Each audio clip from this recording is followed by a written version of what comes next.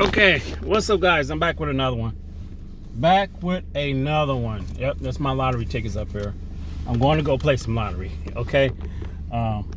Because like everyone, I want that chance to win. And I feel like I'm going to win. Like, I feel like, not today, but I don't know when, but I feel like I've already won. I just got to claim it whenever it comes.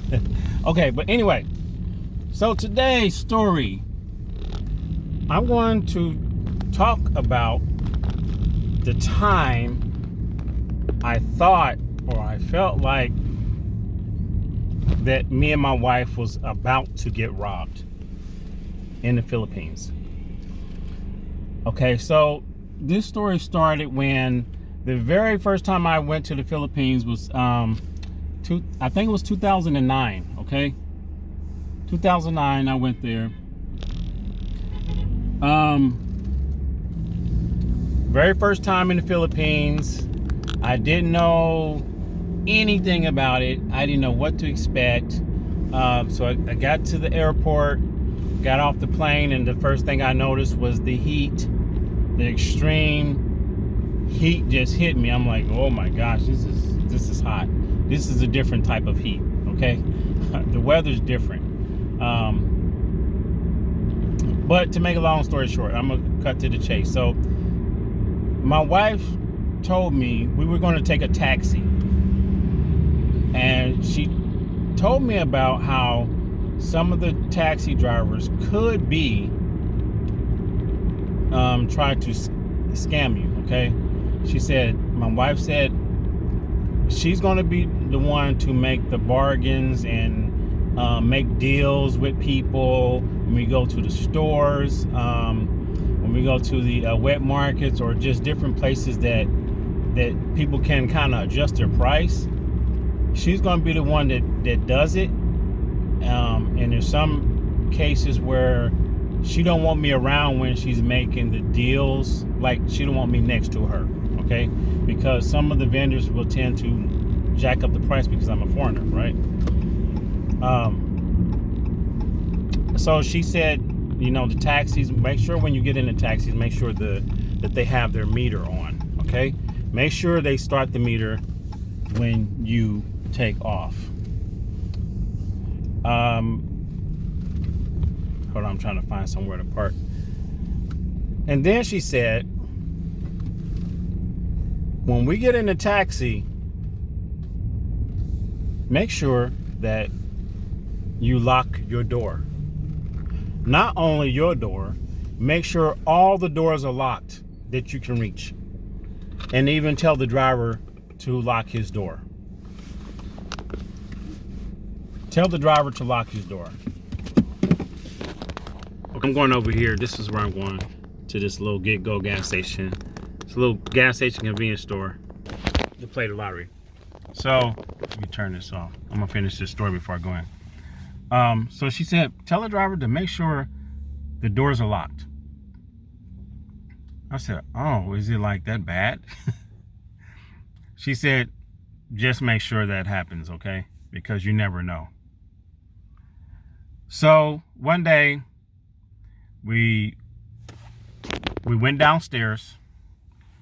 We're waiting on a taxi to come. Because there's taxis, you don't have to call for a taxi. There's you can walk to a certain street and there's so many taxis and pedicabs. You can get a ride just like that pretty much. But it depends on where you want to go. So taxi pulls up. We get in. And I'm sitting there and I just totally kind of forgot. Like, she said, babe, lock the door. But she had her accent was really strong at the time. So she just reached over and she smacked the door and locked it. And then she locked her door, and she actually reached up where the driver was and locked his door. And then she told me again, she said, lock that door. So then I kind of understood. So I reached up and I locked the passenger side door in the front. So we're driving down the street, which is, it was kind of like an alleyway, and cars can only go one way now. And it was like almost bumper to bumper around this time. So cars are steady going down. They're stopping. they're stopping, they're going. So we got so far down, and on the side, and keep in mind, these streets are really narrow, right? So you can probably open your door and reach the you can probably reach the what is it called, sorry store that are like lined up next to the streets over here. You can really, like, they're that close. So we got to this point where the car stopped, and then a little small alleyway where people walk through on both sides. So I'm sitting there, and you see two guys come out the alley, and I'm sitting over in the back on the passenger side. So two guys come out the alley. The taxi is stopped. So next thing you know, I hear something like this, like that, and I was like, this guy tried to get in. He tried to open the door. Like, he literally came out the dark of the alley and tried to open the door. So the door didn't open. Then he walks around the back, and he comes on this side, and he tried to open the other side, and it did not open. So he walks back around the car, and he proceeds to go to the alley, but then he slaps the car like that, like really on the trunk of the car. He slapped it like he was mad. The driver was so upset. I guess it's happened many times, but he was so upset. The driver stopped, parked. He got out of the car, and he started yelling at the guy. I said, oh my gosh, why did this guy get out the car? Then the guy comes around, and he's saying something back and forth to the driver, and the driver's yelling at him. And I'm like, oh my gosh, I hope I don't have to get out and fight anyone. I really don't want to get in a fight in another country, because I've seen some very bad fights in the Philippines, and it could get bad. It could. But I'm not there for no fight. So the taxi driver and the guy is arguing. Then the other guy comes out, and he stands back here. And I'm just looking, My wife's just standing there. She said, don't get out the car. And then, so they just kind of looked at each other, and then they stopped arguing, and the driver just slowly got back into the car.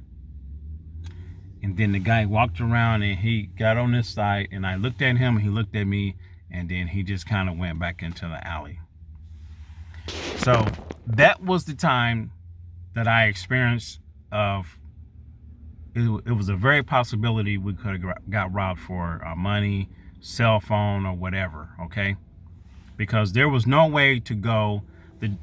We couldn't go forward because there was cars in front of us, there was cars behind us, and no one, people seen this, and no one did anything. Like, I'm not expecting no one to do anything, but people just kind of see this happening, and they're just there. So, but just keep in mind, if you're in the Philippines, if you're in any part of the world, even in the US, anywhere, be mindful where you're at. If someone give you advice on being safe, don't take it with a grain of salt, okay? Do it. Just do it, because it could turn bad. Something could happen to you that that you can kind of prevent, okay? If people tell you to stay out of certain areas, don't be no hero. Don't try to be Johnny Bad, which we say Johnny Bad, Johnny Tough, and like, I'm still going down this dark alley anyway. Just don't do it. It doesn't make sense to go do those things, okay? You're there in the Philippines, you're there in these other countries, you're there in the US, you there to enjoy yourself, okay? Not to get hurt or not to get robbed. So be mindful, use your brain, and just don't do those things, okay? And I know some of these things, some of these scams and certain things can be very manipulative. It can be very slick, like you don't know what's happening. Just be mindful, you know. When you're walking through a very crowded area and people bumping you, don't have your cell phone in your back pocket. You know, don't have your purse. If you're a woman, don't have one of those purses that don't have a zipper on the top, or you can't fasten it closed all the way. Those purses that just have one button, you know, people can put their hands in there. People bump you. People will pickpocket you.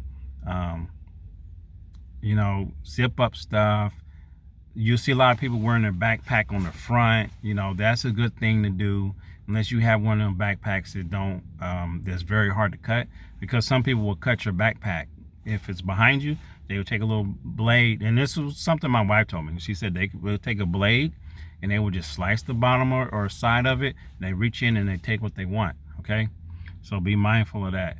Now, this is not, I'm not telling you this to be scared or be afraid to go, because things like this can happen anywhere. It can happen even here. Okay.